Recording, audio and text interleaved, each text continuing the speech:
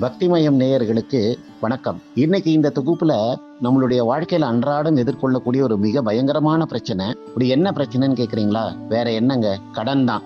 பொதுவாவே அவசிய தேவைக்காக மட்டும்தாங்க நம்ம கடன் வாங்கணும். அப்படி யோசிக்காம கடனை வாங்கிட்டு அதை திருப்பி கட்ட முடியாம திணற அடிக்கும் போது சில பேர் தற்கொலை முயற்சிக்கெல்லாம் போயிடுறாங்க. இப்படி ஒரு பயங்கரமான பிரச்சனையாக இருக்கக்கூடிய கடன் பிரச்சனையிலிருந்து நாம எப்படி வெளியில வரலாம், எப்படி விடுபடலாம் அப்படின்றதுக்கு நம்முடைய முன்னோர்கள் நிறைய பரிகாரங்களை சொல்லியிருக்காங்க. அதை பற்றி தான் இந்த தொகுப்புல நம்ம பார்க்க போறோம்.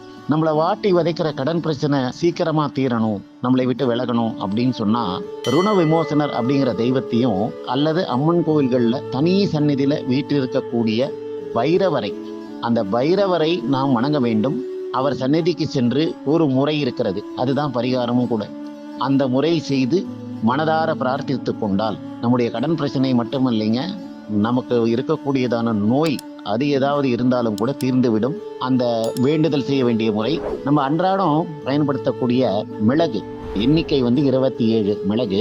அதை ஒரு தூய்மையான வெள்ளை துணியில மூட்டையா கட்டி வச்சுக்கோங்க. அந்த மிளகு மூட்டையை நீங்க உங்க தலையணை கடையில ராத்திரி தூங்கும் போது வச்சுக்கோங்க. மறுநாள் காலையில் உங்களை சுத்தப்படுத்தி கொண்டு பைரவர் சந்நிதி முன் சென்று அகல் விளக்கு வைத்து நல்லெண்ணெய் ஊற்றி இந்த மிளகு மூட்டையை அந்த நல்லெண்ணெயில் தோய்த்து அதையே திரியாக மாற்றி தீபம் ஏற்ற வேண்டும், பிரார்த்தனை செய்து கொள்ள வேண்டும். இதுதான் அந்த பிரார்த்தனை முறை. இதை 9 வெள்ளிக்கிழமை அல்லது 9 செவ்வாய்க்கிழமை நீங்கள் செய்தீர்கள் என்று சொன்னால் நிச்சயமாக உங்களை விட்டு கடன் அகலும். மிக மிக மகிழ்ச்சியாக இருக்கும். பைரவரிடத்திலே சென்று இந்த பிரார்த்தனையை செய்து மகிழ்ச்சி அடைய வேண்டுமாய் பக்திமயம் சேனல் சார்பாக பிரார்த்தித்துக் கொள்கிறேன். இந்த தொகுப்பு உங்களுக்கு பிடிச்சிருந்தா பக்திமயம் சேனலை லைக் பண்ணுங்க, சப்ஸ்கிரைப் பண்ணுங்க, அப்படியே பக்கத்துல இருக்கிற பெல் பட்டனை கிளிக் பண்ணுங்க.